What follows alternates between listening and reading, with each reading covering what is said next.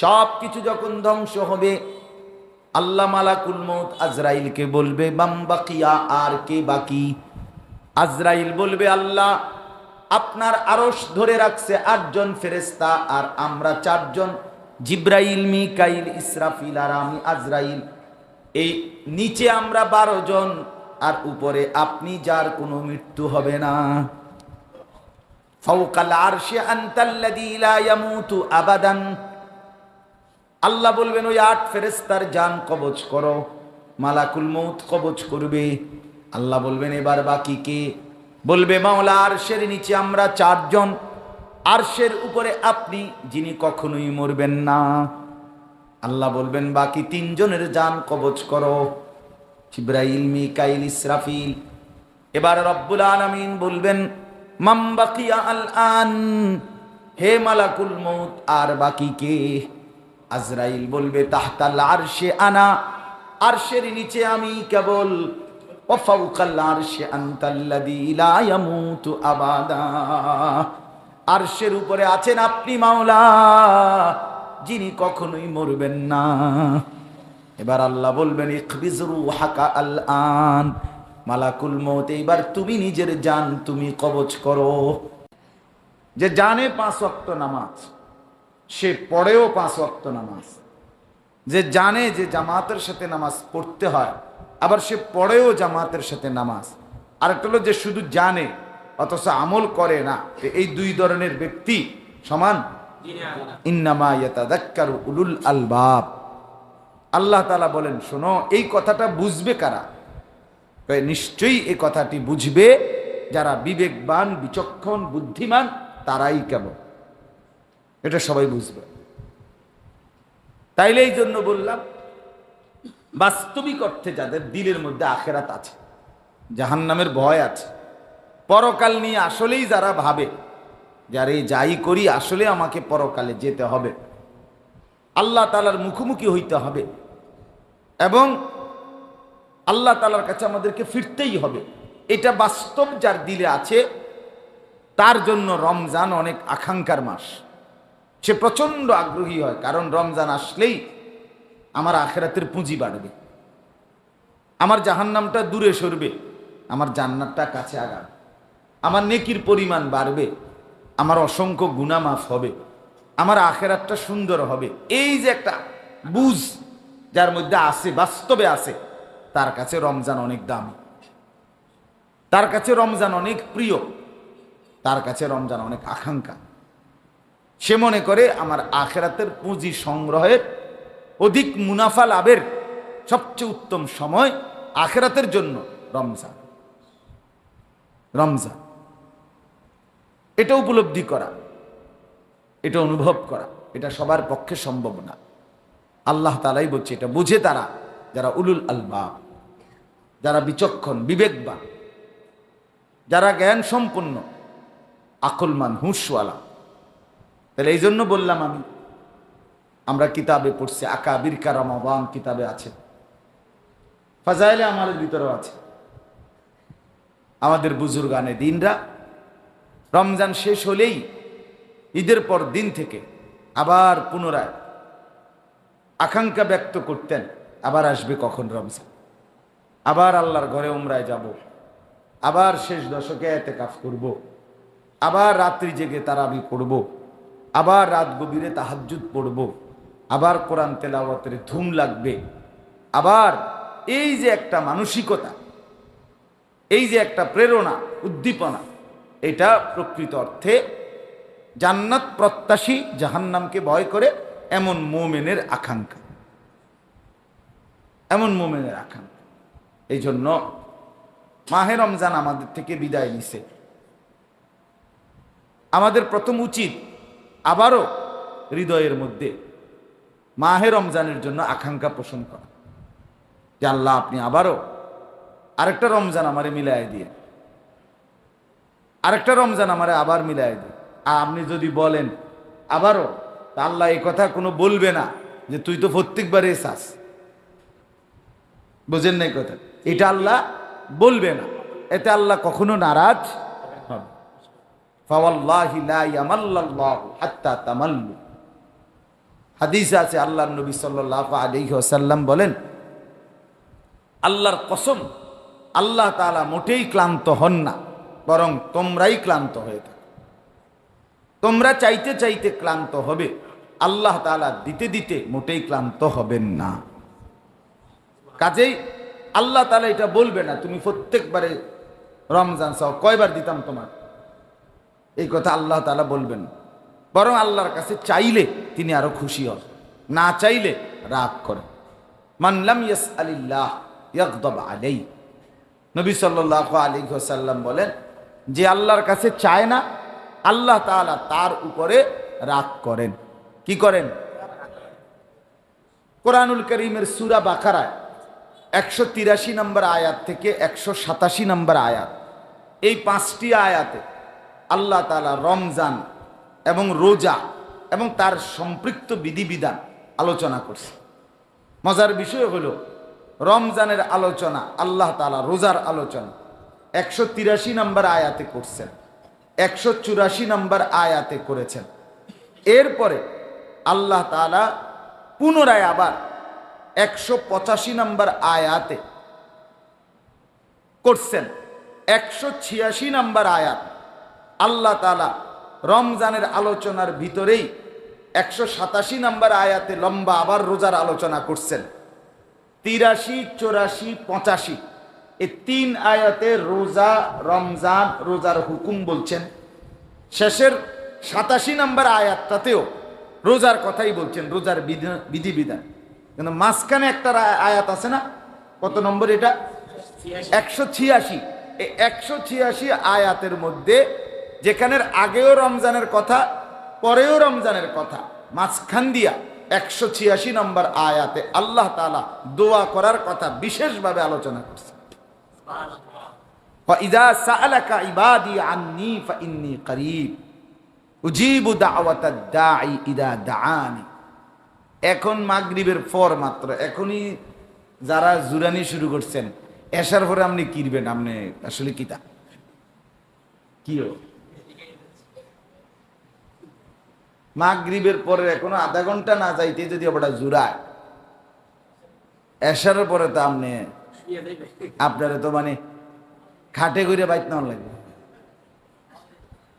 কালকে আপনার যেখানে আমি বয়ান করছি, তো অপারেটর যে ছেলেটা মসজিদের ভিতরে, আপনার সে এমন ঘুম দিছে এই মাইকের জিনিসটির লগে সাথে দিয়া তারা আমিও দেখে রাখছি, মনে 27 জনে ধাক্কা দিতে আছে, হে উড়ে না, মানে হে উড়েই না সেটা।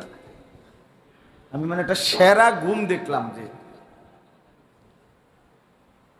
খুব ভালো লাগছে, যে মানে ঘুম এরকম হয়। এটা আমার একটা নতুন আইডিয়া হলো, যে এত আওয়াজের ভিতরে সে এতটা সুন্দর ঘুম দিছে, একদম মানে ধাক্কা দিয়ে উঠানো যাচ্ছে না। এই মাইকটির লগে সে শুয়ে রয়েছে আরাম। যাই হোক, তো বললাম, দেখেন মাহে রমজানের মূল আলোচনার ভেতরেই মাঝখান দিয়া আল্লাহ তাআলা দোয়ার কথা বলছেন। উজিবু দাওয়াতাদ দাঈ ইদা দাআনি, আমার বান্দা যখনই আমাকে ডাকে, আমি আমার বান্দার প্রতিটা ডাকে সাড়া দিয়ে দিই। আমার বান্দা ডাকলেই আমি তার কাছে চলে আসি। ফালিয়াস্তাজিবু লি ওয়ালিউমিনু বি লাআল্লাহুম ইয়ারশুদুন, আমার বান্দা যেন আমার কাছে দোয়া করে, আমার উপরেই যেন বিশ্বাস রাখে, যে আমি বলতে থাকি আমার আল্লাহই দিবে, দিলে আমার আল্লাহই দিবে, না দিলে কেউ দিবে না। ঠিক কি না বলেন? এই জন্য আল্লাহ বলছে, কি মহব্বত করে কইছে, ফালিয়াস্তাজিবু লি, নবী করে বলে দেন ওরা যেন আমার কাছেই দোয়া করে, আর ওয়ালিউমিনু বি, আমার উপরেই যেন বিশ্বাস রাখে, যে দিলে আমার আল্লাহই দিবে, না দিলে কেউ দিবে না। আমার ছেলে নাই, দিলে আল্লাহই দিবে।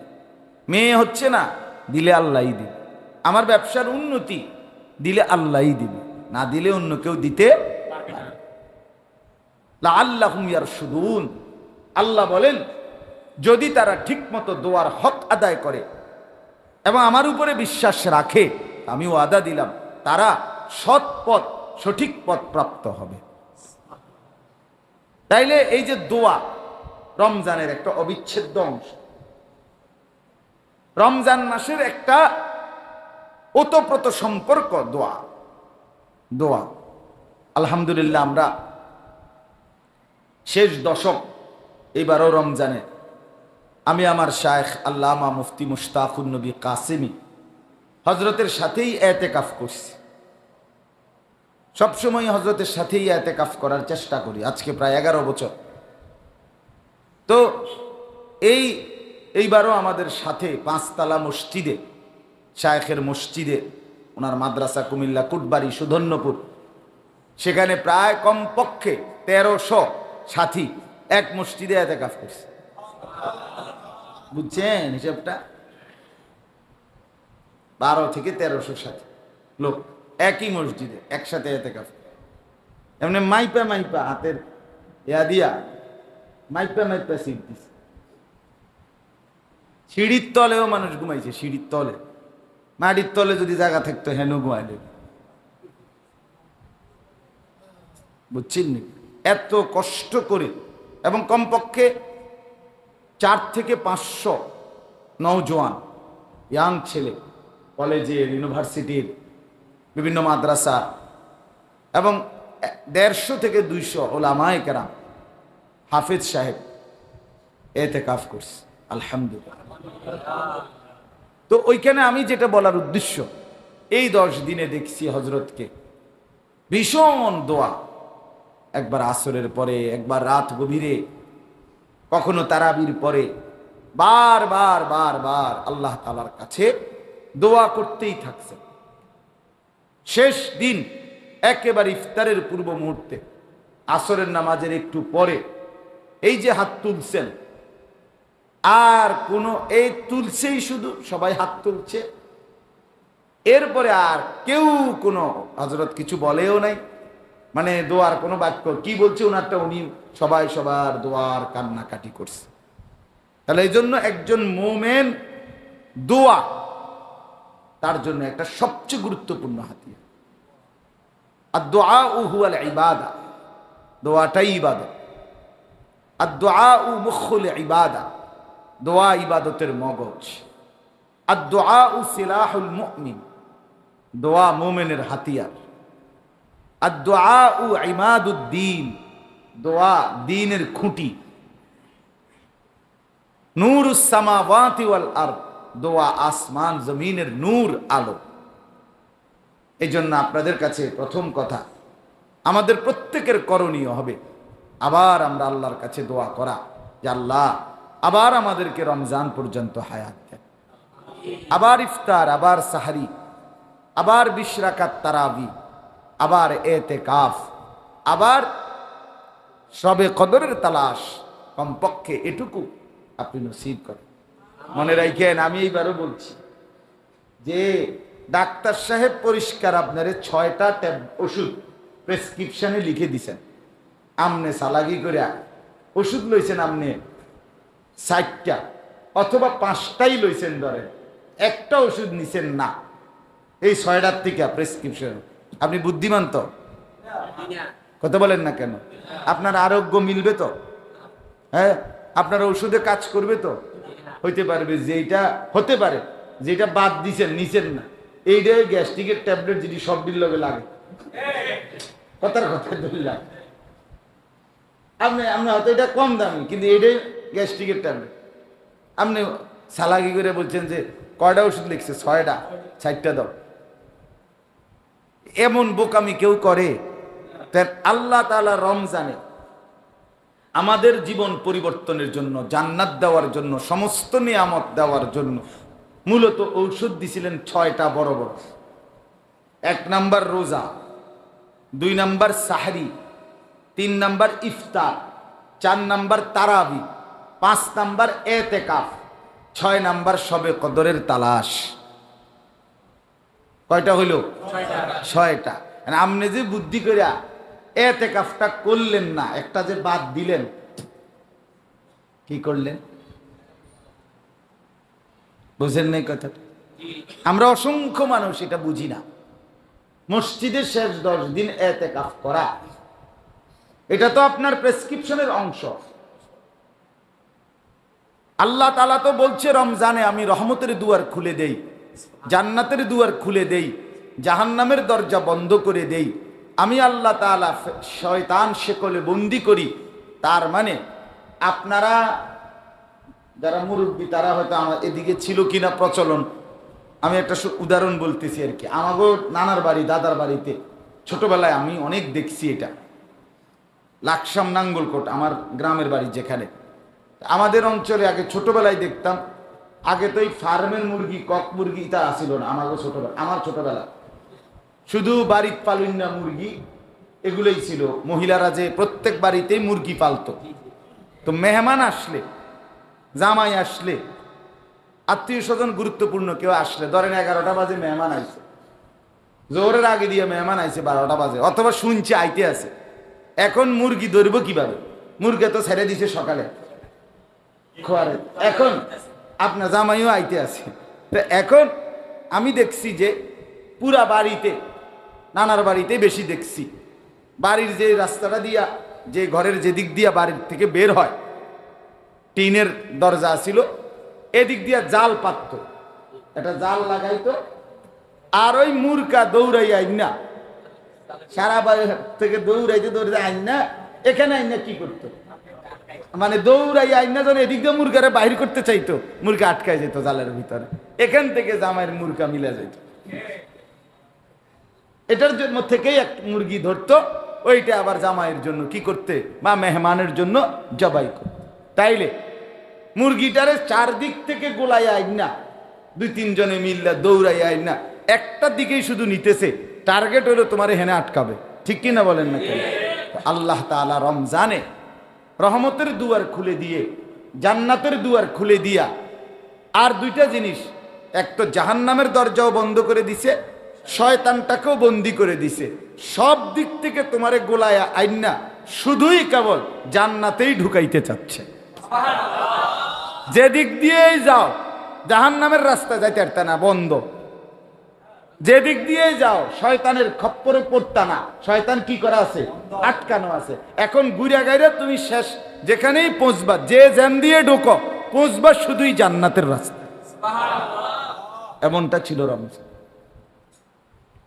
এমনটা রমজান। আল্লাহ তাআলা যেন জাল পাইটা দিছে, বান্দা শুধু জান্নাতে ঢোকো, জান্নাতে ঢোকো, জান্নাতে ঢোকো। কিন্তু কতটা আফসোসের বিষয়, সেই রমজান আমাদের হৃদয়ে কোনো নড়াচড়া তৈরি করলো না, যাদের জীবনে কোনো উপলব্ধিতেই আসলো না এটা কি আসলো, কি মেহমান বিদায় করলাম। কত বড় মেহমান, কত দামি মেহমান বিদায় দিলাম। আমার জিন্দেগির শ্রেষ্ঠ মেহমান এসেছিল আমার কাছে, আমি সেই মেহমানকে কদর করলাম। যাদের তারাবি ছুটে গেছে তারা মেহমানকে কি কদর করলেন। যাদের এতেকাফ কখনো নসিব হলো না, জীবনে কি আর কোনোদিন আপনি অবসর হবেন না? আপনি মরতেন না, তখন কি আর দোকান কেউ খুলবে না? আমনে মরার পরে কি বাজারে আর দোকানদারি চলতো না? আমনে মরার পরে কি আর আমনের জিফুতের বাজার আর হইতো না? আমনে মরার পরে কি আর এদিকে এদেশে খাট পালং সোফা কেউ বানাইতো না? তখন তখন কে বানাবে? কথা বলেন না কেন? কে বানাই দিবে তখন? আপনার যে আর কোনোদিন সময় হয় না, কোনোদিন সময় হইল না, বলেন আপনার সুযোগেও হয় না। আপনার ব্যবসা, আপনার চাকরি, আপনার চা দোকানের আড্ডা, আপনার ঘরে বইয়া থাকুন, আপনার সংসারের বাজার সদাই, ঈদের কেনাকাটা, এগুলো বুঝি এটা খুব গুরুত্বপূর্ণ কিছু, যেটা এই শেষ 10 দিনেই করতে হবে। অথচ আল্লাহর নবী সাল্লাল্লাহু আলাইহি ওয়াসাল্লাম রমজান মাসের শেষ 10 দিন নবীজি সাল্লাল্লাহু আলাইহি সাল্লাম জিহাদেও, আল্লাহর রাস্তায় যুদ্ধেও কোনোদিন যায় না। নবীজির কোন যুদ্ধ, মাত্র 9 বছরে নবীজি 27টা যুদ্ধ নিজে অংশগ্রহণ করছে, আরো 30টা যুদ্ধে সাহাবীদেরকে পাঠাইছে। এই 57টা যুদ্ধ পরিচালনা করছেন মোট, কিন্তু একটি যুদ্ধ রমজানের শেষ দশকে করেন নাই। কেন? শেষ দশক মৃত্যু পর্যন্ত নবীজি ইতিকাফ করতেন। কোন রাসেল ভাই কোন বছর সময় হইব, কোন আগামী বছর সময় হবে কিনা বলেন? ইনশাআল্লাহ পাক্কা নিয়ত করে। হ্যাঁ, এই হায়াত মিলবে না, এই সুযোগ মিলবে। আমিও অনেক ব্যস্ত, আমার ব্যস্ততারও কোনো কুল কিনারা। আমি ঈদের পর দিন থেকেই বয়ান করতেছি, শুধু বৃহস্পতিবার ঈদ করছি, শুক্রবার থেকেই আমার মাহফিল আলহামদুলিল্লাহ। আমি ঈদের দিন, ঈদের রমজানের শেষ দিন মাগরিবের আগ পর্যন্ত মানুষের মাহফিল লইয়ে কাবজাব মাহফিল দিছি, লেখছি, কইতে আসি, এ বাইরে আইও না রে, খালি নাই রে, আন নাই রে, যাও না রে, ব্যস্ততার জিন্দিগি, কিন্তু এর ভেতর দিয়েও চেষ্টা করছি আলহামদুলিল্লাহ। তাহলে আপনাদেরকে এটা মনে করাইলাম, এখন ইতিকাফ সামনে, এটার উদ্দেশ্য না, কিন্তু মনে করাইলাম যে ঔষধ কিন্তু ছিল 6টা। ঔষধ ছিল কয়টা? আপনি কিন্তু একটা ট্যাবলেট নেন নাই, একটা ঔষধ কি করেন নাই, গ্রহণ করেন নাই। যথাযথ ফলাফল আসতে দেরি হবে, নাও আসতে পারে, রেজাল্ট পুরা নাও মিলতে পারে। এই জন্য বললাম মাহে রমজান, আমরা যদি বুঝি, যুবক শ্রেণী যারা 18 বছর, 20 বছর, 25 বছরের ছেলেপেলেরা, তারা তো জিন্দিগির কিছুই বোঝে না। কোত্থেকে আসলো, কে বানাইলো, কেন বানাইলো, বংশের পরিচয় কি, মায়ের পরিচয় কি, বাপের পরিচয় কি, ধর্মের পরিচয় কি, আল্লাহ তাআলার বিধানের মূল্যটা কি, কিচ্ছু না, কিচ্ছু না। ঈদ দিল কে? ঈদ পালন করছে কার মতে? আস্তাগফিরুল্লাহ। হাদিসে স্পষ্ট আছে, নবী সাল্লাল্লাহু আলাইহি ওয়াসাল্লাম মক্কা থেকে হিজরত করে মদিনায় গেলেন, গিয়ে দেখলেন সেখানে মদিনার মানুষ প্রত্যেক পুরা বছরে 2 দিন খেলাধুলা এবং আনন্দ ফুর্তি, নাচ গান তামাশা করে। নবীজি জিজ্ঞেস করলেন, মা হাদানিল ইয়াওমান, তোমাদের এই 2টা দিন কি, এরকম নাচো কা? এই 2 দিনে তোমরা নাচো, ফালাও কা, গান বাদ্য খেলাধুলা তামাশা করো কেন? তো সাহাবীরা সহ সবাই, মানে মদিনার মানুষ, তারা বলল, কুন্না নালআবু ফিল জাহিলিয়্যা, এই 2 দিনে আমরা জাহিলি যুগেও, আগের থেকেই মূর্খতার যুগেই আমরা খেলাধুলা তামাশা করতাম। তখন নবীজি সাল্লাল্লাহু আলাইহি ওয়াসাল্লাম বললেন, ইন্নাল্লাহা, নিশ্চয়ই আল্লাহ তাআলা, কাদ আবদালাকুম বিহিমা খায়রাম মিনহুমা, নিশ্চয়ই আল্লাহ তাআলা তোমাদের জন্য, তোমাদের এই খেল তামাশা আনন্দ ফুর্তির এই 2 দিন পরিবর্তন করে দিয়ে তার চাইতে উত্তম 2টি দিন দান করেছেন। একটি হলো ঈদুল আযহা, আরেকটি হলো ঈদুল ফিতর। নবীজি বলছে, একটা হলো কোরবানির ঈদ, আরেকটা হলো এই রোজার। এখানে আপনি 2টা কথা। 1 নাম্বার কথা হলো, এই 2টা ঈদ দিয়েছেন কে? ইন্নাল্লাহ, নবীজি বলছে নিশ্চয় আল্লাহ দিয়েছেন। তাইলে প্রথম কথা হলো এটা দিয়েছেন আল্লাহ।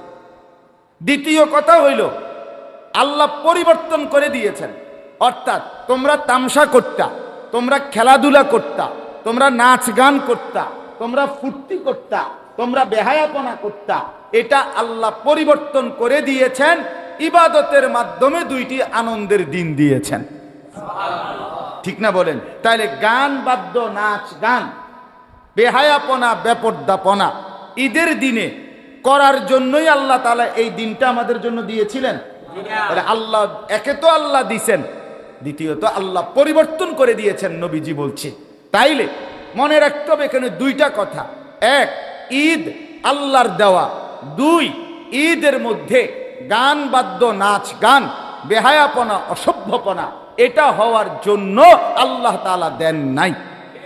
এখন যেই অসভ্য জানোয়াররা ঈদের দিনে মুসলমানের ঘরে জন্ম নিয়া, যেই জানোয়ার, যেই হাইওয়ান সারাদিন ডেকসেট বাজাইলো, গান বাজাইলো, নারীর পিছনে ঘুরলো, মেয়ের পিছনে টিটকারি মারলো, শীষ মারলো, মেয়ের পিছনে ঘুরলো, এই জানোয়ার মুসলমানের ঘরে জন্ম নিয়া কি শিখলো?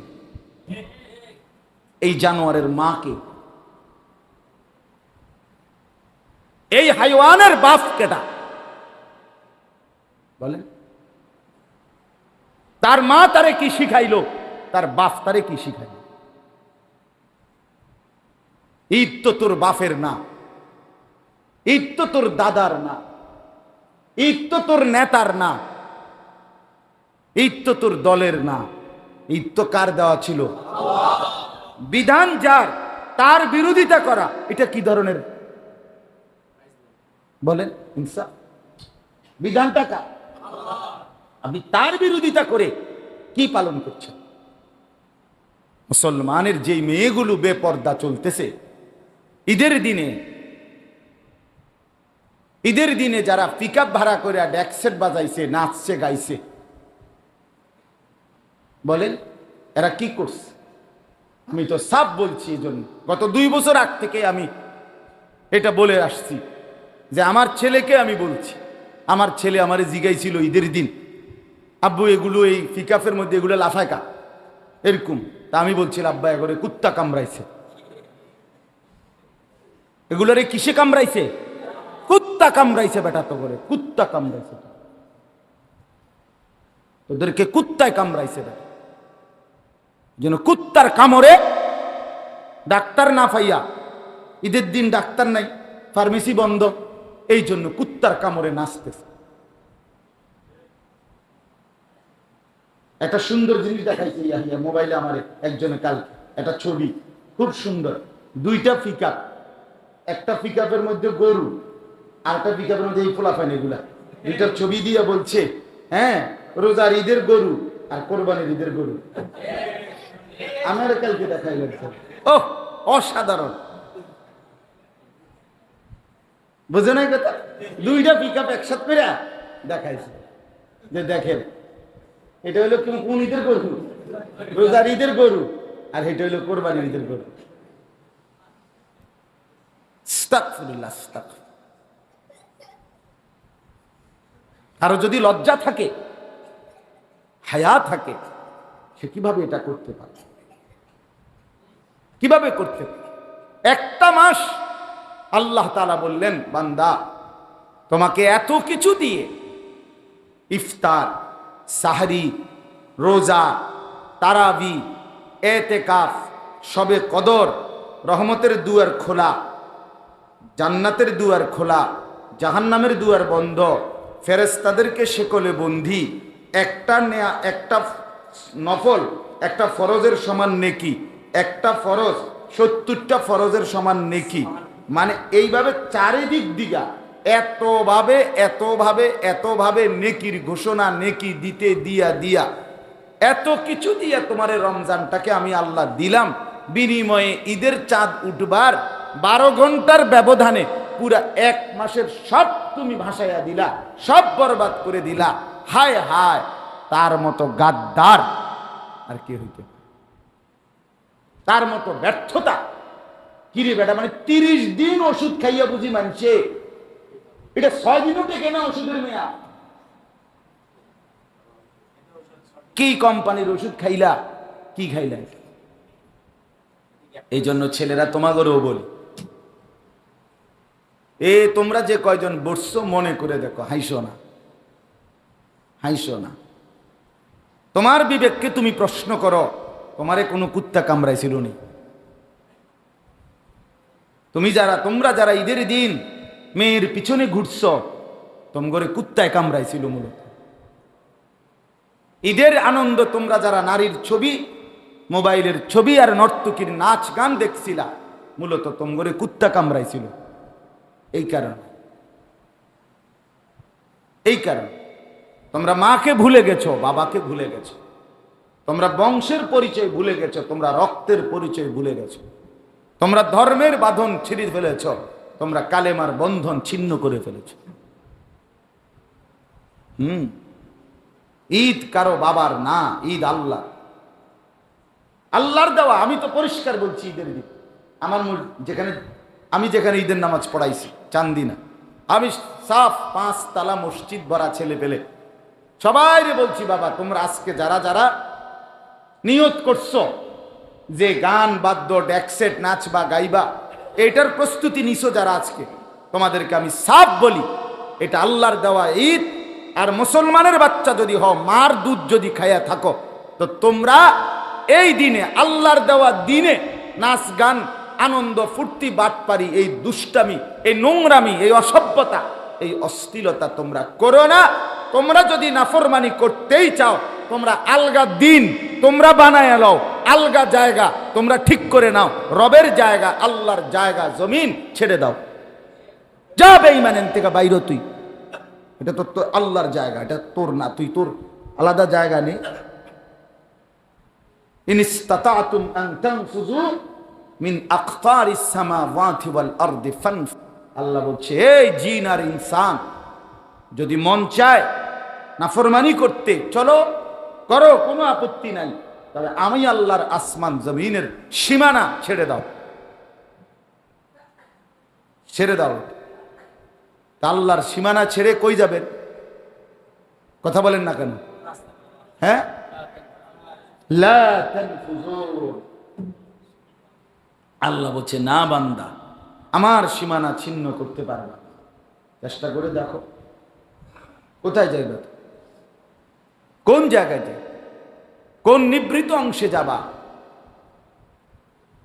আহা, কোন অভিভাবক নাই ছেলেদের, মুরব্বী এগুলা সব বোঁতা,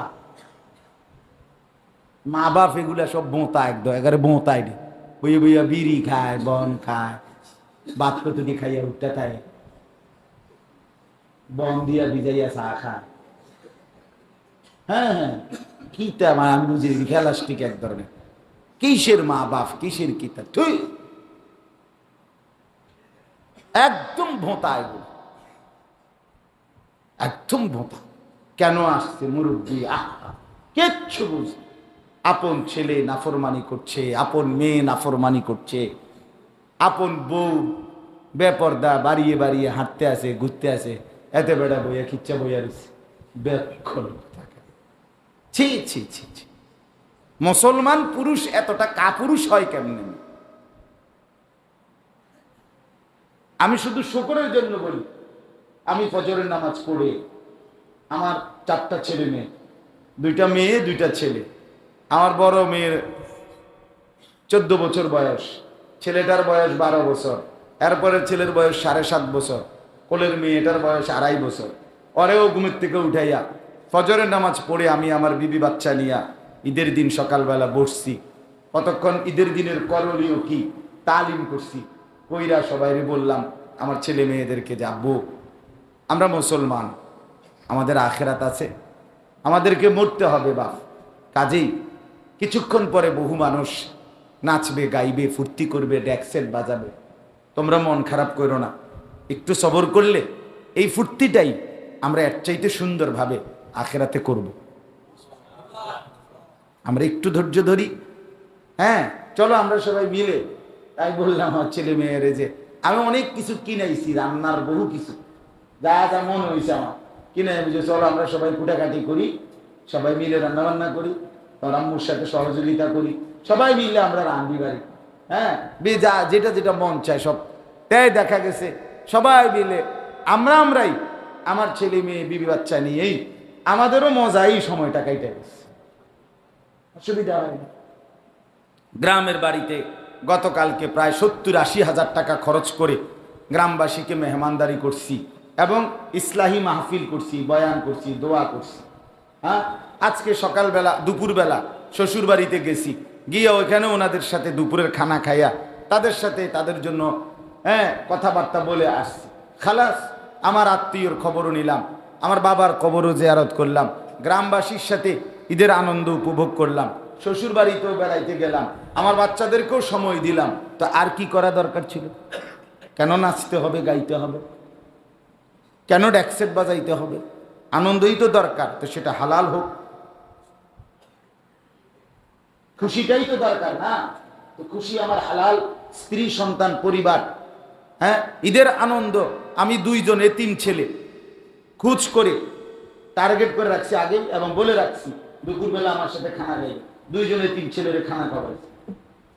আমার নির্দিষ্ট কয়েকজন বন্ধু যারা আমার খুব ঘনিষ্ঠ, তা করে বলে রাখছি আমি ঈদের নামাজ থেকে আসলেই আমার লোক আপনারা খানা খাবে, তার আর বাচ্চা সহ তারা আসছে, একসাথে খানা খাইছে। মানে আমি আমার চেষ্টা করছি, আমার আনন্দ হইতে হবে, কিন্তু আল্লাহ আল্লাহ রসুলের বিধানের যে দূর করা যায়। আমি আমার গ্রামবাসীর কাছে গেছি, আমার আত্মীয় স্বজনের খোঁজ খবর নিছি, শ্বশুর বাড়িতে গেছি, মা ঈদের নামাজ পড়েই মার কাছে গেছি, মা আমার বড় ভাইয়ের বাসায়, তো মার কাছে গিয়া মার সাথে সেমাই খাইয়া মারে টাকা টুকা দিয়া বুঝ করিয়া তোই আসছি বাসায়, বউ বাচ্চার কাছে আসছি, সব মিলাইয়া। ও রসুল্লাহ সাল্লাম ঈদের দিন সকালবেলা, রোজার ঈদের দিন ফজরের পরে বেজোড় সংখ্যক খেজুর খাইতেন, একটা, তিনটা, পাঁচটা। আমি আমার ছেলে মেয়ে বিবি নিয়া বেজোড় সংখ্যক খেজুর খাইছি, দোয়া করছি সবাই নিয়া। তো আমার কথা হইল, আজকে আমরা সবাই ছেড়ে দিলাম, আফসোসের বিষয়, ছেলেটাকে ছেলের মতো করে বাপ আমার টাকা দিয়া তোরে শার্ট প্যান্ট টাকা পয়সা কিনে দিছি, যা যা পারছি, এবার আনন্দ কি করবি এটা তুই কর। এটা বুঝি একটা বাফার কথা হলো। মেয়েটাকে আপনি ছেড়ে দিছে যে তুই মেয়ে, তুই এবার তোর অসভ্য কিছু বন্ধু আছে, বান্ধবী আছে, ওই জানোয়ারদের সাথে তুই ঘুরতে থাক। মোটর সাইকেলের পিছনে বসে আরেকটা জওয়ান ছেলেকে জড়াইয়া দইরা এই জানোয়ার লং ড্রাইভে চলে গেছে। আহা, অসংখ্য মুসলমানের মেয়ের হালাত এটা। কোন পরের ছেলের সাথে বেরিয়ে গেছে লং ড্রাইভ। যেই মেয়েটাকে কোনো না কোনো কৌশল করে কোনো মেয়ের সাথে কোথাও বেড়াইতে নিতে পারছে, যেই যুবক ছেলে, বাকি বন্ধুরা তাকে বাহবা দিচ্ছে, হ্যাঁ তুই চালাক, তুই বন্ধু, তুই কি একটা মেয়েরে ফাঁদে ফেলতে পারছ। আমি ব্যর্থ দোস্ত, আমার কেউ নেই, আমার কেউ। আমার পাশের এক গ্রামে যেখানে থাকি, ওইখানে এক গ্রামে একটা ছোট্ট কথা নিয়ে 3 গ্রামের মেম্বার চেয়ারম্যান, 3 ইউনিয়নের মেম্বার চেয়ারম্যান মিলা মেল দরবার করে এরপরে বহুদিন লাগাইয়া সমাধান করছে একটা মারামারির। শুধু এই কথা যে একটা ছেলে স্কুলের 2 ছেলে, এক ছেলে আরেক ছেলেকে বলছে যে তোর তো 3 জনের সাথে লাইন আছে, আমার একজন দিয়ে দেস না, এই কথাই এক লাইন। এটা কেন বললো? এইতে ওইতে রে এমন মারা মারছে পোলাফাইন দিয়া, এরপরে সে আবার তারে মারছে পোলাফাইন ভাড়া কইরা। এই মারামারি লাগতে লাগতে শেষ পর্যন্ত এতটা মারামারি হয়েছে, শেষ পর্যন্ত আপনার 3 ইউনিয়নের চেয়ারম্যান মেম্বার মিলে কতবার যে মেল মিটিং করতে হয়েছে শুধু এই এক কথা। চিন্তা করে হালাত কোথা, হালাত। আমাদের সন্তানদেরকে আমরা, পরিবারকে আমরা সম্পূর্ণ স্বাধীনভাবে ছেড়ে দিচ্ছি। ভদ্র সমাজের মানুষ মনে করতেছে এটা ভদ্রতা, এটা বাচ্চাকে তার স্বাধীনভাবে ছেড়ে দেওয়া, বাচ্চা নিজের মতো করে বেড়ে উঠবে। না না, নিজের মতো করে বেড়ে ওঠে না, নিজের মতো করে ধ্বংস হয়ে যায়। নিজের মতো করে কি হয় না, বড় হয় না, নিজের মতো করে কি হয়ে যায়, নষ্ট হয়ে যায়। যেই কোনো মানুষ, পৃথিবীর যেই কোনো মানুষ তার সন্তান, তার পরিবারকে নিজের মতো ছেড়ে দিলে সে নষ্ট হয়েই যাবে, এতে কোনো সন্দেহ। এই জন্য আমি আপনাদের কাছে অনুরোধ করছি, রমজান পরবর্তী 1 নাম্বার হলো বললাম যে আবার দোয়া করা, যে আল্লাহ আবার রমজান আমাকে মিলায় দেন, ঠিক না? 2 নাম্বার কথা হলো ঈদ উল ফিতর নিয়ে বিশ্লেষণ করলাম, মানে রোজার ঈদ নিয়ে কি করলাম, একটু আমরা বিশ্লেষণ করলাম যে আসলে জিনিসটা ছিল কি, আমরা করছি কেন। যে জাহিলি যুগের নাচ গান, এটা তো চলতেই ছিল। নবীজি বলতেছে যে এই 2 দিনে তোমরা নাচ গান করছো কেন? তারা বলছে আমরা আগের থেকে এটা করতাম। তো নবীজি বললেন আল্লাহ এটা পরিবর্তন করে দিয়েছেন এই 2টা দিন দিয়া। তাহলে যেটা তো চলতেই ছিল, তো সেটাই যদি আবার এই 2 দিনে এই নাচ গানে খেল তামাশাই করি, তো বদলানোর দরকার ছিল কি? পরিবর্তনের দরকার ছিল। এটা তো আসিলই আগে, এটা তো নবী যাইয়া দেখতেই ছিলেন যে নাচ গান চলতেছে। এই জন্য এই ছেলেরা তোমরা তওবা করো, অনুরোধ করলাম ভাইয়া, ভুল তো হতেই পারে, ফিরে আসো, তওবা করো, তওবা করো আল্লাহর কাছে যে আল্লাহ এবারে ঈদে আমি যেই গুনাহগুলো করেছি, আমি অন্যায় করছি মাওলা, এটা ঠিক হয় না, আমার এটা ভুল ছিল, আল্লাহ আপনি আমারে মাফ করে দেন, আমিও তওবা করছি আল্লাহ, আমি আর করব না এমনটা। দেখবেন ইনশাআল্লাহ এই ছেলেদের থেকেই আবার পরবর্তীতে উম্মতের উত্তম ভালো মানুষ তৈরি হবে। আমি তো এতেকাফে দেখছি, আমি এই বছরও প্রচন্ড আবার নতুন করে আবারও আশাবাদী হয়েছি। 400-500 ছেলে দেখছি এতেকাফ করছে, সব কলেজের, ইউনিভার্সিটির, স্কুলের আপনার ছেলে, তাইলে অনেক ছেলে, সব ইয়াং ছেলে, 18-20 বছর 25 বছরের ছেলে। আমি অসংখ্য ছেলেকে আলহামদুলিল্লাহ আমাদের সাথে এতেকাফে দেখছি, রাত্রিবেলা, রাতের 2টায়, রাতের 1টায় খেয়াল করছি কি কাঁদতেছে, সারা রাত চোখের পানি ফেলে অঝরে কাঁদছে। আমার কাছে তো কত ছেলে আমারে জড়ায়া ধরে কাঁদছে যে হুজুর ছেড়ে দিলাম মোবাইল, ছেড়ে দিলাম, এই এমন অনেক জঘন্য কথা, এগুলো কম যেত না, মানে এক এক ছেলের কথা। ক্লাস 9-এ পড়ে, 10-এ পড়ে, জেনাবের বিচার করে আমরা তসনস করে, তসনস। ইন্টার পরে ছেলে মদ ছাড়া রাত কাটে না, দিন কাটে না, নেশা ছাড়া। এরকম ছেলেও আলহামদুলিল্লাহ তওবা করছে। তাহলে এই জন্য আমরা হতাশ না, মানে একেবারে যে সব শেষ বিষয়টা এখনো এমন না। আলো জ্বলে, এখনো আলো জ্বলে, এখনো জোনাক জ্বলে, এখনো মিটি মিটি আলো জ্বলে অনেক ছেলে। এই জন্য তোমরাও যারা বসছ আল্লাহর ঘর মসজিদেই আসছো ভাইয়া, আল্লাহ আনাইছে, যদি বিবেক লাগে, অনুভূতি লাগে, তো একজন হলেও তওবা কর, দেখবা ভালো হবে। গুনাহের রাস্তায় সুখ হয় না। এই শরীর স্বাস্থ্য নষ্ট করা, অশ্লীল কল্পনা, অশ্লীল দৃশ্য, নাচ গান, উলঙ্গ ছবি, নারীকে নিয়ে সারাক্ষণ চলপ, শরীরের সক্ষমতা নষ্ট হয়ে যায়, যৌবনের শক্তি শেষ হয়ে যায়। একটা সময় প্রয়োজনের মুহূর্তে তখন ধ্বজভঙ্গ আর অপদার্থ ছাড়া, হারবাল ওষুধ ছাড়া আর জীবন চলে না। হ্যাঁ, তখন আর দুনিয়াও অন্ধকার হয়ে যায়, আখিরাতও কি হয়ে যায়, অন্ধকার হয়ে যায়। আল্লাহ তাআলা আমাদের নওজোয়ান ছেলে মেয়েদেরকে আল্লাহ তাআলা এই গুনাহ থেকে ঈদুল ফিতরে, ঈদের আনন্দের নামে এই অশ্লীলতা, এই বেহায়াপনা থেকে ফিরবার তৌফিক দান করে। আমিন। এবার আসেন সবার জন্য একটা কথা, তাইলে আমার কথা শেষ। সবার জন্য কথা হলো, 1 মাস হসপিটালে ভর্তি ছিলেন, 6টা করে ডেইলি ওষুধ খাইলেন। এখন 1 মাস পরে আমি গিয়া জিগাইলাম আপনারে, ভাই আলহামদুলিল্লাহ যে 1টা মাস তো ওষুধ খাইলেন নিয়ম মাফিক, এখন শরীরটার অবস্থা কেমন মনে হইতেছে? তো আপনি বললেন আলহামদুলিল্লাহ হুজুর, দোয়া করেন আল্লাহর রহমতে আগের চাইতে অনেক ভালো, আগের চাইতে অনেক ভালো, শরীরের মধ্যে বল পাইতেছি আলহামদুলিল্লাহ, এখনো হাঁটতে চলতে পারি।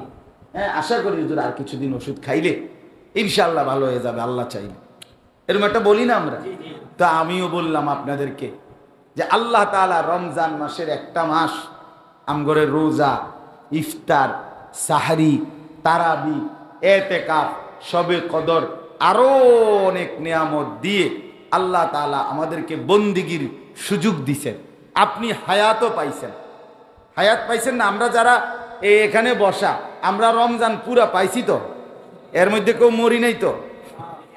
আর এখানে আমরা যারা বসে রয়েছি, আমরা কেউ মারা গেছি না তো? তাহলে আমরা পাইছি, ঠিক কিনা বলেন না? আমরা তো পাইছি, আমরা পাইলাম। অসংখ্য মানুষ রমজানের অপেক্ষা করতে করতে কবরে চলে গেছে। অসংখ্য মানুষ রমজানের চাঁদ দেখে রমজান শেষ করতে পারে নাই, প্রতিদিন কবরে চলে গেছে, গেছে না? শেষ দিনও আমাদের যেখানে আমরা এতেকাফ করছি সুদন্যপুর আমার শায়েখের সাথে, ওই শেষ দিন ওই দিনও আসরের পরে ওই মহল্লায় জানাজা হয়েছে, আমরা শুনছি, এলান শুনছি না। তাহলে আসরের পরে জানাজা হয়েছে যার, আজকে শেষ দিন, একটু পরেই সূর্য ডুবলে মাগরিব রমজান পূর্ণ হইতো, ঠিক না? এই চাচা, এই বেচারা, তিনি তো শেষ দিনের আর এই কদ্দুর টাইম পাইল না, শেষ দিনটা। তাহলে এরকম অসংখ্য মানুষ প্রতিদিন রমজানের আগ থেকে কবরে গেছে, রমজানেও গেছে। বাকি আমরা তো কমপক্ষে আল্লাহর দয়ায় পুরা মাস হায়াত পেলাম, ইফতার করলাম, সাহারি খাইলাম, তারাবি পড়লাম, রোজা রাখলাম, যাদের সম্ভব হয়েছে এতেকাফ করলাম, সবে কদরের বেজর রাত্রিগুলো ইবাদত করলাম, কমপক্ষে 27 রাত্রে হলো আল্লাহর রহমতের আশায় কিছু কান্নাকাটি, কিছু দোয়াও তো করছি কিনা বলো। এখন স্বাস্থ্যের কি অবস্থা এটা বুদ্ধ, আপনার মনের কি হালাত এটা বুদ্ধ। একটা টার্গেটে আল্লাহ তাআলা এগুলো আমগরে করাইছিলেন। আল্লাহ তাআলার একটা ইচ্ছা ছিল, লাআল্লাকুম তাত্তাকুন, তোমরা মুত্তাকি হবা, তোমাদের মধ্যে তাকওয়ার গুণ অর্জিত হবে, তোমরা গুনাহ ছেড়ে দেওয়ার মতো শক্তি পাবা, তোমরা আল্লাহর বন্দিগিতে লেগে থাকবার মতো হিম্মত পাইবা। ওইটা আমার আপনার মধ্যে এই 1 মাসের ঔষধ খেয়ে 1 মাসের চিকিৎসা গ্রহণ করার পর গুনাহ ছাড়বার মতো হিম্মত, আল্লাহর ইবাদত করার মতো ইচ্ছা, আগ্রহ, প্রচন্ড আকাঙ্ক্ষা কার কদ্দুর হইছে প্রত্যেকে বলেন। তাইলে না বুঝা গেল ওষুধ কাজ করছে। বুঝেন নাই কথা? এখন বলেন লাআল্লাকুম তাত্তাকুনের হালাত কোন? আল্লাহ তো বলছে আমি রোজার মাস, রোজা সব দিলাম কি জন্য? যেন তোমরা কি হতে পারো, কন্যা মুত্তাকি হইতে পারো। কি হতে পারো বলেন? হ্যাঁ, তাকওয়া অর্জন হবে। মালাকাতুন ফিল কলব, তাফসিরে লিখছে তাকওয়া হলো অন্তরের মধ্যে অর্জিত একটি যোগ্যতা। কিসের যোগ্যতা? যেই যোগ্যতা অর্জিত হলে গুনাহ ছেড়ে দিতে মন চায়, ইবাদত করতেই মন চায়। এটা অর্জন হয়েছে নি, এটা কর। বুধবার দিন সন্ধ্যায় রোজা শেষ হয়েছে, তো বুধবার দিন মাগরিব থেকে আজকে রবিবার দিন গিয়া এখন মাগরিব গেছে, এসা ধরুন আমরা অনেক পড়ি নাই, তাই এসা রাখেন, তাহলে বুধবার মাগরিব থেকে আজকের রবিবারের মাগরিব পর্যন্ত এই কয় ওয়াক্ত নামাজ যাদের ছুটে গেল, তাদের ওই 1 মাসের ফলাফলের ঔষধের কার্যকারিতা কোথায়? তাকওয়া কই অর্জিত হইল বলেন না কেন? বুধবার দিন সন্ধ্যা থেকে আজকের এই মুহূর্ত পর্যন্ত যারা নাচ, গান, টেলিভিশন, নাটক, সিনেমা দেখলেন, আপনাদের তাকওয়া কই অর্জিত হইল? যেই টার্গেটে ওষুধ খাইছিলেন বলেন। বুধবার দিন থেকে আজকের রবিবার পর্যন্ত যারা টেলিভিশনে নাচ, গান, নাটক, সিনেমা দেখলেন, আপনাদের তাকওয়া কোথায়? বুধবার দিন থেকে আজকের রবিবার পর্যন্ত যেই নারীরা, যেই মা বোনরা বেপর্দা, বেহায়ার মতো চলছে, যেই মেয়েরা, যেই বোনেরা, তাদের তাকওয়া কোথায়? তারাও তো উপাস ছিল, কথা বলেন না কেন? তারাও তো রমজানে কি রাখছিল? রোজা রাখছিল, তারাও তো ইফতার করছিল, তারাও তো সেহরি খাইছিল, তারাও তো তারাবি পড়ছিল। তো সেই ঔষধগুলোর কার্যকারিতা কোথায়? কোনো কাজই করলো না। আবার গালি দিলেন, আবার বিড়ি সিগারেট ধরে ফেললেন, আবার হারাম রোজগার শুরু করে দিলেন। তো সুদ তাইলে ছাড়বেন না, ঘুষ ছাড়বেন না, মিথ্যা ছাড়বেন না, হারাম রোজগার ত্যাগ করবেন না। আর কতটা রমজান পেলে আল্লাহ তাআলা আর কি কি ব্যবস্থাপনা করলে আমনেরে গুনাহ ছাড়াইতে পারবে? কি করলে আর আমনে কোনছে? আর কি আমনেরে টাঙ্গাইয়া ফিরতুনি নাকি? কথা বলেন না কেন? আর কি আমনেরে আল্লাহ টাঙ্গাইয়া ফিরতো নাকি? আর কি করত? এত সুযোগ, এত অফার দেওয়ার পরেও, এত ব্যবস্থাপনার পরেও কোনো যোগ্যতাই অর্জন হলো না। তাহলে আমাদের তাকওয়া অর্জিত হলো কোথায়? তাহলে আমাদের রমজানের সার্থকতা কই? এই জন্য বাপ, এই প্রথম মনে রাখতে হবে, রমজানের সফলতা যদি আমার ভিতরে এই যোগ্যতা আসে, বুঝ আসে যে আমাকে গুনাহ ছাড়তেই হবে, আমাকে আল্লাহর বন্দেগী করতেই হবে, পিছনের এই কয়েকটা ছেলে, ওই বেটা তোমরা যে কথা কও পিছনে, তোমরা বসছো কিত্তা মসজিদে? এই বেটা অপদার্থ, বেটা বাহিরে ঘুরবা না যায়, ফালতু ছেলে কোথাকার, মানে বসে বসে কথা বলো কেন? তোমারে কেউ বলছে কেন জোর করে আসতে? বইয়া বাহিরে গিয়ে মোবাইল টিপো মিয়া, আকামলা মানুষ।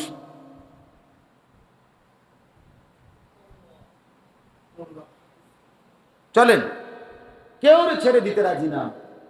গাফেল আমার নজরের সামনে যেদ্দুর এদ্দুর আমার আমানত, বুঝেন নাই?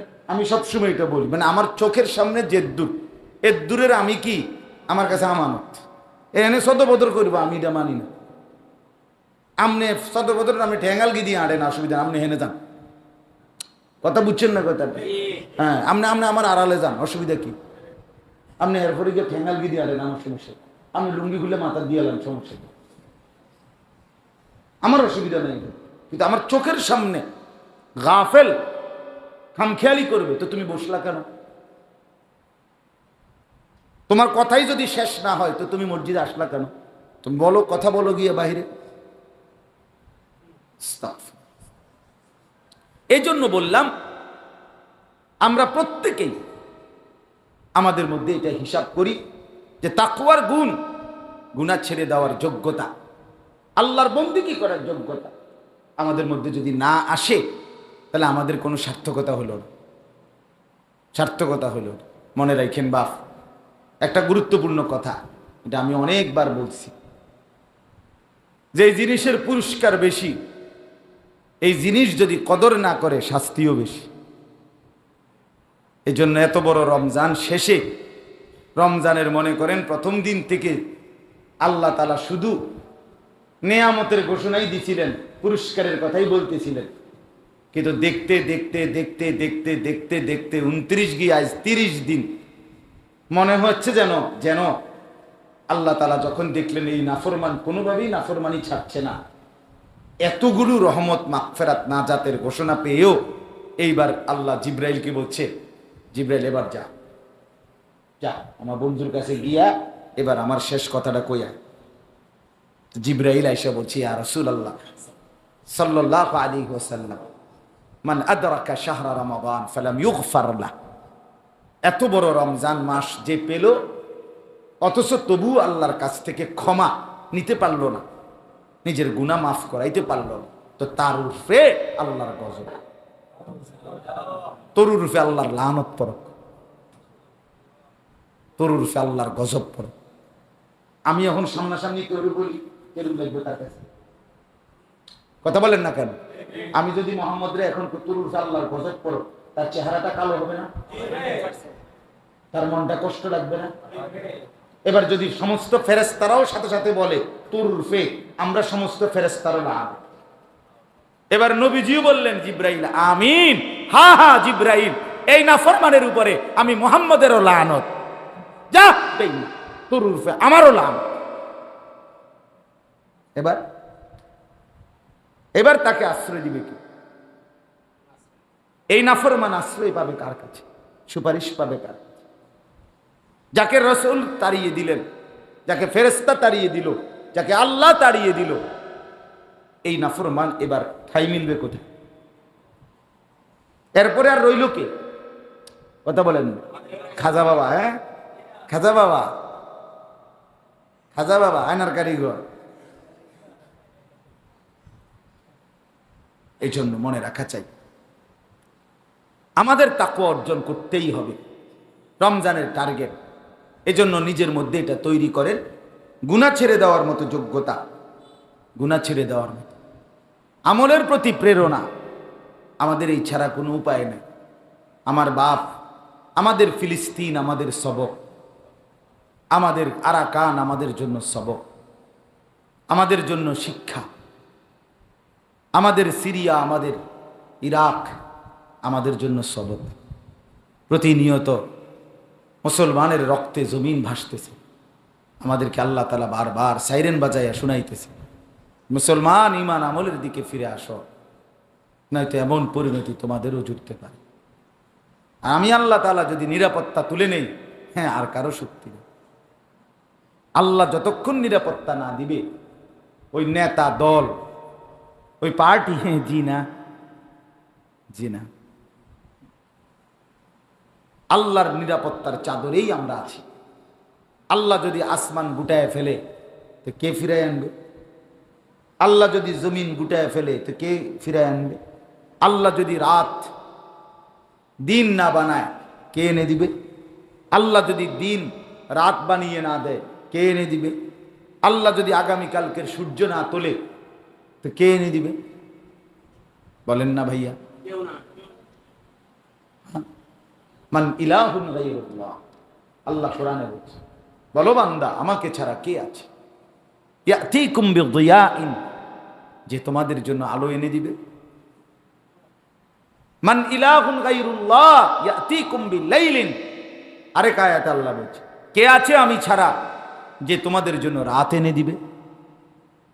কোন মানুষ যদি 3 দিন পরিশ্রম করে, আপনি এতটা ক্লান্ত কিন্তু ঘুম আসতেছে না, আপেল মালটা খাইলে সেরব নাকি?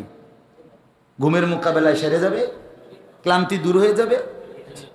তো ঘুম আসতেছে না আলোর কারণে, প্রখর রৌদ্রের কারণে, কি করবেন? কি করবেন? এই জন্য দয়া করে, এটাই আমাদের কথা।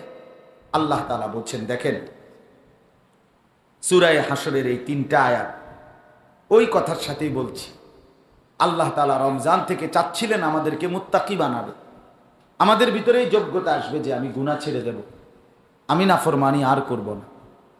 এরকম একটা সিদ্ধান্ত যদি না আসে, মোটেই আপনি লড়েনও না, চড়েনও না, মাতেনও না, আসেনও না, কান্দেনও না, এই একটা প্লাস্টিকের মতো পড়ে রয়েছেন, ও বিড়ি খায় তো খায়, টেলিভিশন চায় তো চায়, গালিগালাজ করে কারে, মানে একটা এক তালে কোনো ছেড়ে দেওয়ার কোনো মানসিকতা নাই, কিছুই নেই।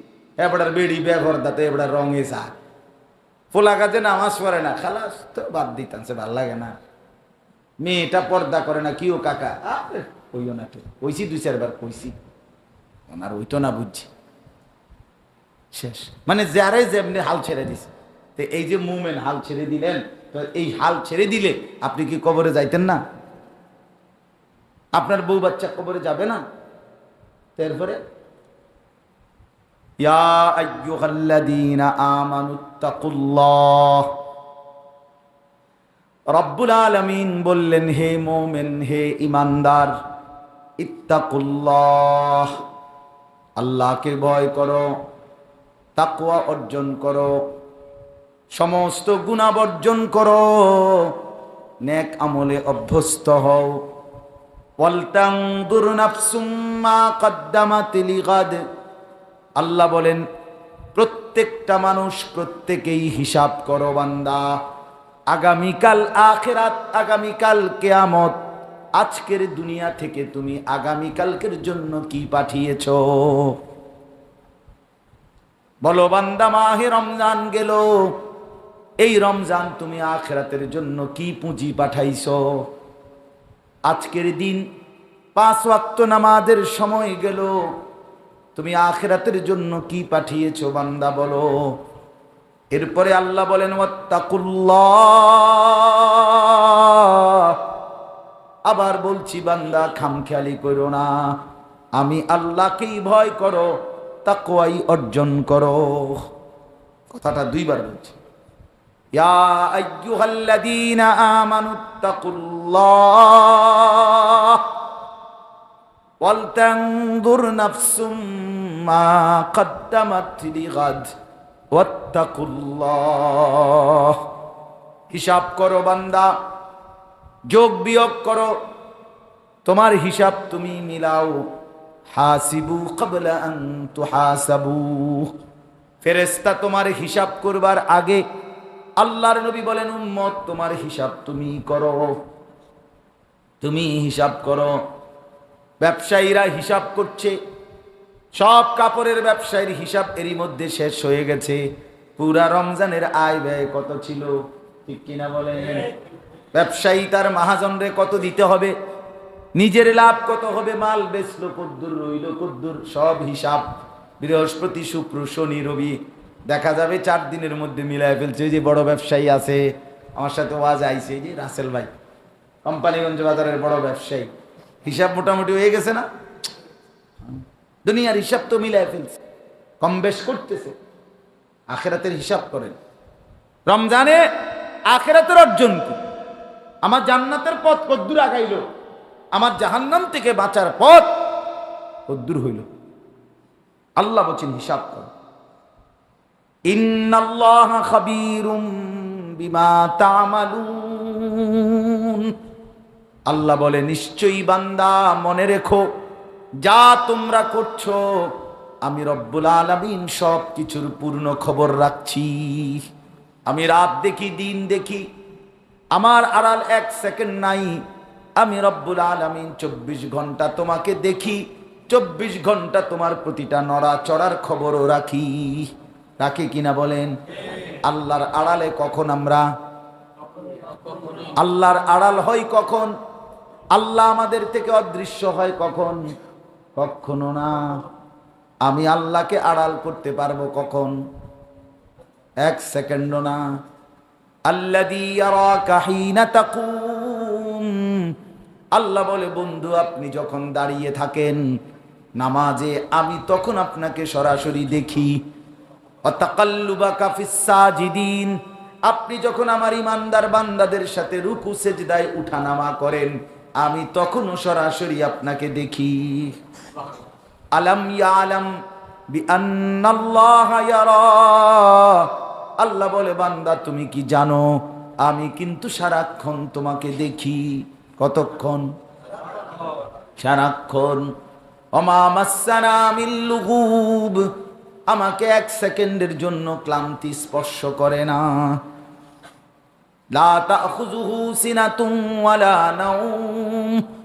আমি রব্বুল আলামিন তন্দ্রাও যাই না, ঘুমও যাই না। যাই কি? আল হাইয়ুল কাইয়্যুম। আমি সর্বদাই জীবিত, আমি সর্বদাই আমার পৃথিবী, আমার কায়নাত, আমার সৃষ্টি পরিচালনা করছি। ওয়া তাওয়াক্কাল আলাল হাই আল্লাযী লা ইয়ামুতু। আল্লাহ বলে বান্দা ভরসা করো ওই জীবন্ত মালিকের উপর, যিনি কখনোই কোনো সেকেন্ড মরবে না। হ্যাঁ, সব কিছু যখন ধ্বংস হবে আল্লাহ মালাকুল মউত আজরাইলকে বলবে মাম বাকিয়া, আর কে বাকি? আজরাইল বলবে আল্লাহ আপনার আরশ ধরে রাখছে 8 জন ফেরেশতা, আর আমরা 4 জন, জিব্রাইল, মিকাইল, ইসরাফিল আর আমি আজরাইল। এই নিচে আমরা 12 জন, আর উপরে আপনি, যার কোনো মৃত্যু হবে না। ফাওকাল আরশি আনতাল্লাযী লা ইয়ামুতু আবাদান। আল্লাহ বলবেন ওই 8 ফেরেশতার জান কবজ করো, মালাকুল মউত কবজ করবে। আল্লাহ বলবেন এবার বাকি কে? বলবে মাওলা আরশের নিচে আমরা 4 জন, আরশের উপরে আপনি, যিনি কখনোই মরবেন না। আল্লাহ বলবেন বাকি 3 জনের জান কবজ করো, জিবরাইল, মিকাইল, ইসরাফিল। এবার রব্বুল আলামিন বলবেন মাম বাকিয়া আল আন, হে মালাকুল মউত আর বাকি কে? আজরাইল বলবে তাহতাল আরশে আনা, আরশের নিচে আমি কেবল। ওয়া ফাওকাল আরশি আনতাল্লাযী লা ইয়ামুতু আবাদা। আরশের উপরে আছেন আপনি মাওলা, যিনি কখনোই মরবেন না। এবার আল্লাহ বলবেন ইকবিজ রূহাকা আল আন। মালাকুল মউত এবার তুমি নিজের জান তুমি কবজ করো।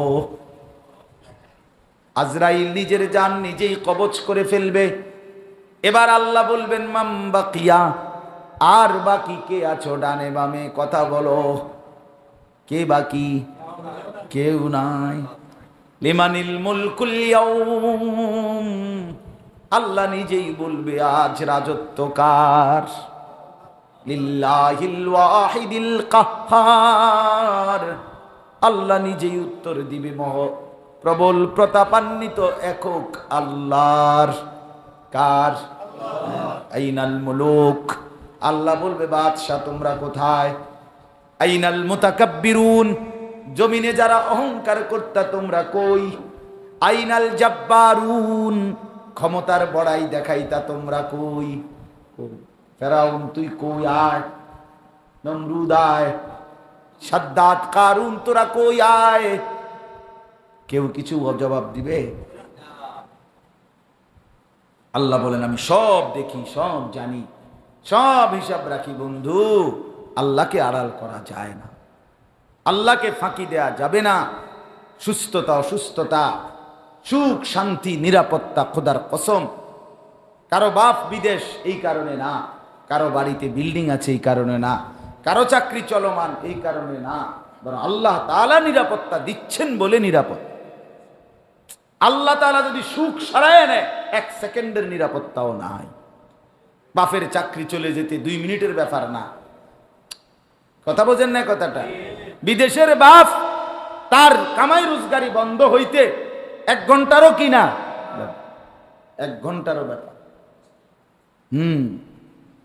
এই বছরও উমরার সফরে রমজানে আমি মক্কা শরীফ প্রবাসীদের কাছে, বিদেশি ভাইদের কাছে, আমাদের বাংলাদেশি প্রবাসী যারা, তাদের রুমে কামরা গেছি, অনেকের সাথে বয়ান করছি। অগ কাছে গিয়া কত কথা জিগাইছি, কেমন আছে কেমনে। এক রুমে, ছোট্ট রুম, 16 জন থাকে, কেউ চকি, কেউ নিচে, কেউ করে। এক ছেলে আমার কাছে, এই কসবা বাড়ি, ব্রাহ্মণবাড়িয়া, ও আমারে জড়ায় ধরে কান্দা বলছে, কান্দে দিছে, আজকে 8 বছর বিদেশ করি, এই 8 বছরে কোনোদিন বিদেশে কোনোদিন একটা ভালো ডাক্তার নিজের শরীরের অসুস্থতার জন্য কোনোদিন দেখাই নাই। কয় যে হুজুর, একজন ডাক্তার দেখাইলে ওষুধ টষুধ দিলে এটি কিনতে 15-20 হাজার টাকা চলে যাবে, আমার ইনকামটাকে কত, আর আমি বাড়িতেই টাকাগুলো একটা ব্যথা বেদনার ট্যাবলেট খাইয়া পইরা থাকি হুজুর, বাকি টাকাটা কলজার মধ্যে জমাইয়া সব বাড়িতে পাঠাই। কসম খোদা, ছেলেটা বলছে, হে বলছে আমার যে 8টা বছরে সুখ কাকে বলে আমার নিজের জন্য আমি জানি না হুজুর। সুখে কি জিনিস, আনন্দ কি, তো বুঝি না। এটা 12 ঘন্টা 14 ঘন্টা ডিউটির পরে হুজুর, এরপরে আর শরীরের মধ্যে কোনো তাল থাকে না, মন চায় যে এনে আছি এনেই পড়ে থাকে। কিসের আবার সুখ করবো, আনন্দ কি আর করবো? এত কষ্টের টাকা জানেন না তো, এই কষ্টের টাকা, কোনো ছুটি নাই, রমজানও কোনো কি নাই, ডিউটি আর ডিউটি, ডিউটি আর ডিউটি, ডিউটি আর ডিউটি, ডিউটি আর ডিউটি। একেবারে আমি নিজে ওই একখানে গেছি জিদ্দা, ওদের ফজরের নামাজ পড়ে সেহরি খাইয়া, তাদের ফ্যাক্টরির মধ্যে তোমার সোফার মধ্যে রং দেয়, স্প্রে করে, এইটার ফ্যাক্টরি, এটা আমার দেখাইতে নিছি। ওই কামড়ে ফজরের পর তখন আমি নিজ চোখে দেখছি, এইবার পুরা আপনার স্প্রে করতেছে, কাজ করতেছে। আমি বলতে এরা সেহরি খাইলো কখন, এরা ঘুমাবে কখন? বললো হুজুর এদের ডিউটি কমপক্ষে 8টার পরে শেষ হবে, এর ভিতরে দিয়ে একজন একজন করে সেহরি খাইয়া লইছে ফাঁকি দিয়ে। এভাবে ডিউটি লাগা। সোফার ফ্যাক্টরি দেখতে গেছি, হ্যাঁ হ্যাঁ, ও ইয়ে ছিল তো আমাদের সাথে, আমরা গেলাম না, ফজরের পরেই দেখলাম। এই জন্য বাপ অনেক কষ্ট, অনেক কষ্ট করে প্রবাসী। আমার কথা শেষ, আমার এরশাদ ভাই আইলাইছে, আর দেরি করুন যেতে। ওয়ালা তাকুনু কাল্লাযীনা নাসুল্লাহা ফাআনসাহুম আনফুসাহুম উলাইকা হুমুল ফাসিকুন। আল্লাহ বলে, বান্দা আবার বলছি, আমাকে, আমি আল্লাহকে এই পরিমাণ ভুলে যেও না। আমাকে যদি লম্বা সময় ভুলে যাও, একদিন আমি এমন শাস্তি দেব বান্দা, সেদিন তুমি তোমার নিজেকেই ভুলে যাবা। একদিন এমন হবে বান্দা, গুনাহ করতে করতে, নাফরমানি করতে করতে আর কোনোদিন কবরের কথা মনে পড়বে না, আর কোনোদিন মরণের কথা মনে পড়বে না, আর কোনোদিন মনে পড়বে না তুমি হাসরের ময়দানে যেতে হবে, তোমার মিজানের সামনে দাঁড়াইতে হবে, তোমার ফুলসিরাত পার হইতে হবে, তোমার জিন্দেগির আমল ওজন হবে, এটার কোনোদিন মনে পড়বে না। শুধু ঘর বাড়ি পরিবার, শুধু টাকা, শুধু সম্পদ, শুধু নাচ, শুধু গান, শুধু দুনিয়া নিয়ে ব্যস্ত, তার দুনিয়া সাজাইতে সাজাইতে তোমার জিন্দেগি শেষ। তুমি শুধু দুনিয়া সাজাচ্ছ, এরই মধ্যে একদিন দুনিয়া তোমারে একটা লাথি মাইরা কবরে ফেলে দিবে, একটা একটা লাথি দিবে, একটা লাথি, ত্রাম করে একটা লাথি দিয়া বলবে, যা তুই যা, তুই জানোস না আমি তোর বাপকে কবরে পাঠাইছি, তোর দাদাকে কবরে পাঠাইছি, তোর বংশের কত মানুষ আমি কবরে পাঠাইলাম। বেঈমান, তারা কি সব বোকা ছিল আর তুই চালাক না? তুই মরবি না ভাবলি কেমনে? দুনিয়া যদি থাকতেই দিতাম আমি, তো তোর দাদা মরলো কেন? কথা বলেন না কেন? তোর বাপ মরলো কেন বেটা? তোর পূর্বপুরুষ মরলো কেন? তুই কি ফেরাউনের চাইতে বেশি ক্ষমতাওয়ালা হয়ে গেল? সে কোথায়? নমরুদ কোথায়? সাদ্দাত কোথায়? কারুন কোথায়? নূহ আলাইহিস সালামের কওম কোথায়? 40 হাত লম্বা ছিল হুদ আলাইহিস সালামের জাতি। 300 বছর পরে তারা সাবালক হইত, 600 বছরের পরে মরার প্রস্তুতি নিত। সেই মানুষগুলো আল্লাহ বলেন আমি ধ্বংস করে দিছি। তুই কেটা বেটা? হ্যাঁ, 1 ঘন্টায় 4 বার বাথরুমে গেলে ফুটালাও তুমি ফেরাজিটা, আরে ওর স্যালাইন আর ফ্লাজিল ডাবের পানি লইয়া দৌড়াদৌড়ি, তুমি করো মাত বলি। কথা বলেন, পাতলা পায়খানা গেলেই তো তুমি নাই। আমরা দুর্বল হয়ে যাই না? তো আমাদের আবার অহংকার কি? সামান্য পায়খানা বাইরে ঘন্টা খানিকের মধ্যে 5-6 বার, এতে বেল নাই, এতে মাত বলি দেখা। বেউকুব কি আর আড়েও যে বাজারে ওঠে, কিসের অহংকার করছে? আল্লাহ আমাদেরকে মাফ করে দেন। চলে ইনশাআল্লাহ আমরা প্রত্যেকে নিয়ত করলাম, আল্লাহ তাআলা আমাদের প্রত্যেককে ঈমান আমলের তৌফিক দান করেন, তাকওয়ার জীবন দান করেন। আমার যুবক ছেলেরা সবাই মিলে ভাবো, ভাইয়া গুনাহ ছেড়ে দাও, আস্তে আস্তে কমায় ফেলো। মোবাইলের আসক্তি যুদ্ধ করে একটু যুদ্ধ করো, হইবে? পারবা না কেন? যে করতে পারে সে ছাড়তে পারে, যে সামনে আগাইতে পারে সে পিছাইতে পারে, যে হাসতে পারে সে কাঁদতেও পারে, যে কথা বলতে পারে সে মুখ বন্ধ রাখতে পারে। ঠিক কিনা বলেন? এটা নিয়ম, এটা একটা সূত্র। কিন্তু যে করতে পারে সে ছাড়তে পারে। অতএব যে মিথ্যা কথা বলতে পারছে সে মিথ্যা কথা ছাড়তেও পারে, যে নাচ গান দেখতে পারছে সে ছাড়তেও পারে। এটা প্রমাণ করে। এটা প্রতিবন্ধী না, প্রতিবন্ধী তো কোনোটাই পারে না, পাগলে না, কোনোটা বোঝে না। কাজে সুস্থ মানুষ সে করতেও পারে, সে কি করতে পারে। তাইলে যেই যোগ্যতায় তুমি করতে পারছো গুনাহ, তো এবার এটাকে ইউটার্ন করে এটাকে নেক আমলে পরিণত করো। আল্লাহ আমাদেরকে তৌফিক দেন, আল্লাহ তাআলা কবুল করেন। আর একটা অনুরোধ হইল, প্রত্যেকে শাওয়াল মাসের 6টি রোজা রাখবার, নফল রোজা চেষ্টা করবেন। নবী সাল্লাল্লাহু আলাইহি ওয়াসাল্লাম বলেন, এই 6টি রোজা যে ব্যক্তি রমজানের পরে রাখে, এই মাসে আল্লাহ তাকে পূর্ণ 1 বছরের সওয়াব দান করে। কয় বছরের? যেই কোনো নেক আমল 1-এ 10। এই ডান কাদের ফেরেশতা যেই কোনো নেক আমল লেখে শুরুই করে 10 দিয়া। একটা সেজদা দিলে ফেরেশতা লেখে 10, একটা রুকু দিলে ফেরেশতা লেখে 10, একবার সুবহানাল্লাহ বললে ফেরেশতা লেখে 10। 10-এর নিচে কোনো নেকি নাই। বুঝেন না কথা? 10-এর নিচে কি নাই? সিস্টেমে নাই, এনে কোনো এর থেকে কমের কোনো ঘর নাই। তো 10, তাহলে 1 মাস রোজা রাখলে রমজান 10 মাসের সওয়াব কমপক্ষে, সোজা হিসাব। আর 6টা রোজা রাখলে, একটা রোজায় 10, তাহলে 6টা রোজায় কত? 60। তো 60 দিনে কয় মাস? 2 মাস। তো আগে আসিল কয় মাস? এ হইল কয় মাস? খালাস, 1 বছরের সওয়াব। সহজ হিসাব হলো না? এই জন্য 6 রোজা রাখবেন। 6 রোজা রাখলে 3টা লাভ। কয়টা লাভ? 3টা লাভ হয়। লাতাইফুল মাআরিফ কিতাবে ইবনু রজব হাম্বলি রাহমাতুল্লাহ আলাইহি লিখছেন এটা।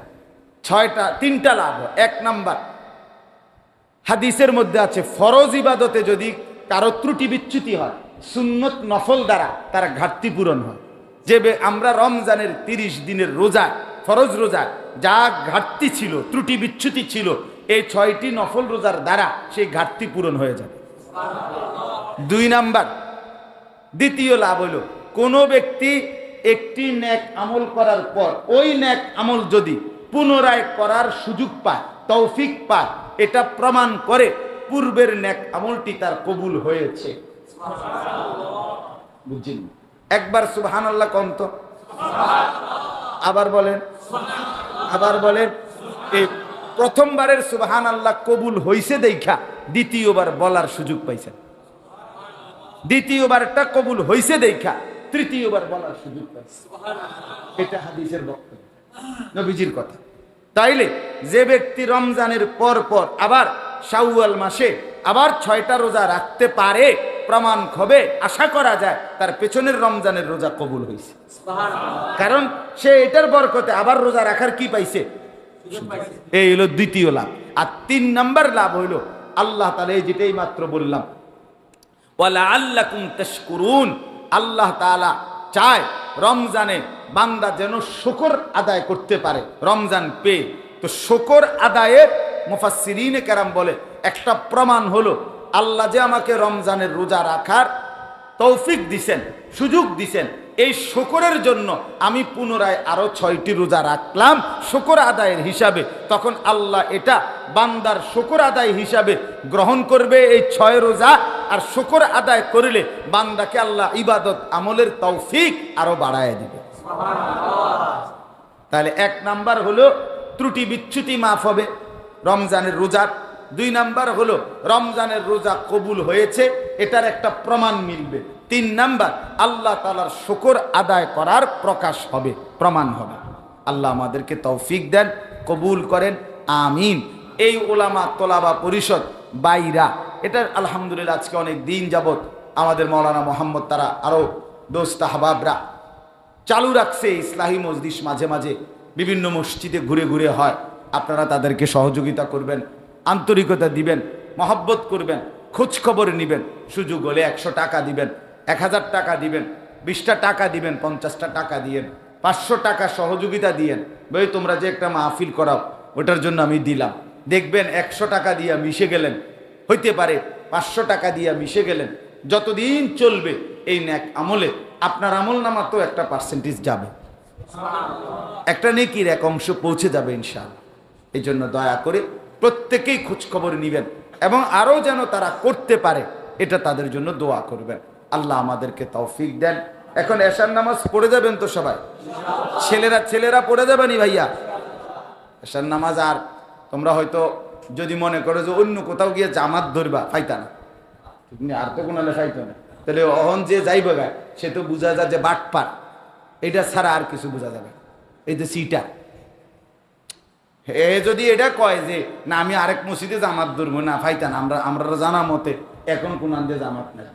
কাজে তুমি যে সিটার বাটপার এটা বোঝা যায়। এটা সিল লাগিয়ে গেল আর কাজে নিজের ইজ্জত নিজে না হারাই, ঠিক কিনা বলেন না কেন?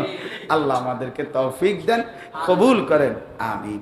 আলহামদুলিল্লাহ রাব্বিল আলামিন।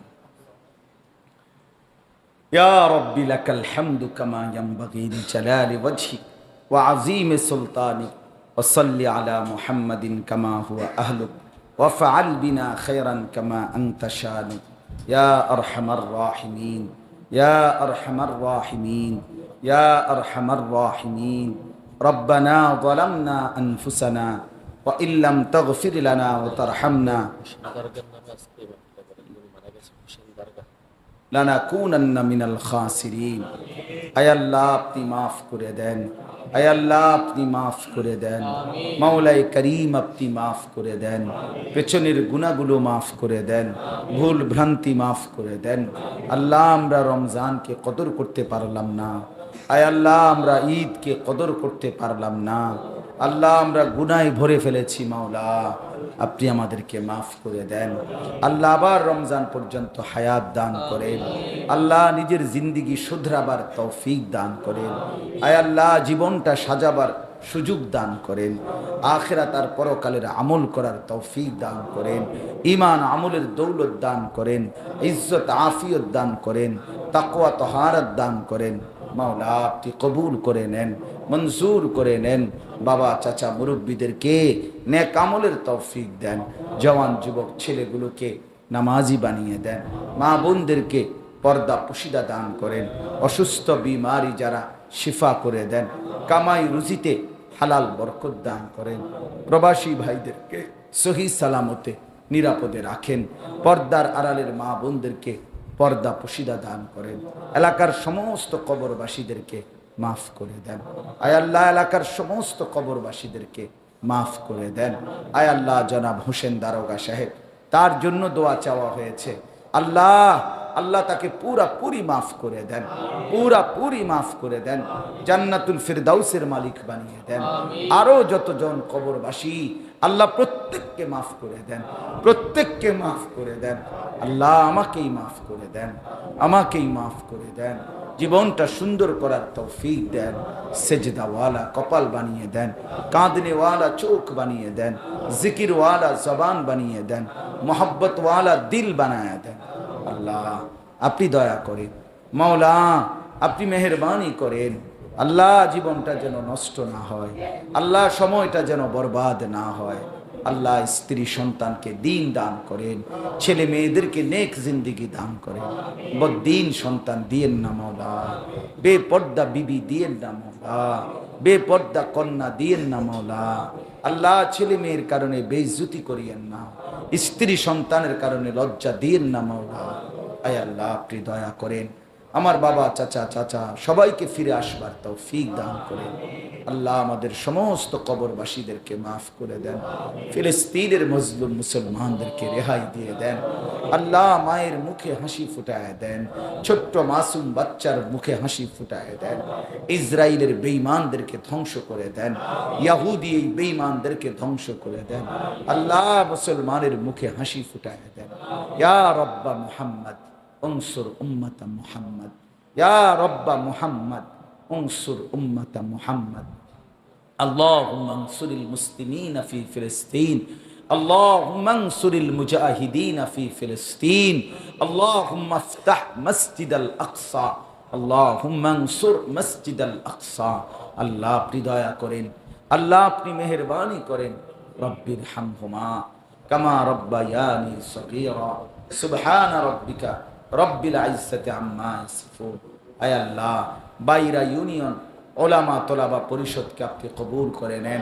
আল্লাহ সকলের মাঝে মিল মহব্বত আন্তরিকতা আরো বাড়িয়ে দেন, এক এবং নেক বানিয়ে দেন। গোটা এলাকাবাসীর জন্য আরো বেশি দ্বীনি কাজের ফিকির করবার তৌফিক এই নওজোয়ান আলেমদেরকে, সাথীদেরকে, বন্ধুদেরকে সকলকেই আপনি দিয়ে দেন। সুবহানা রাব্বিকা রব্বিল ইজ্জাতি আম্মা ইয়াসিফুন ওয়া সালামুন আলাল মুরসালিন ওয়ালহামদুলিল্লাহি।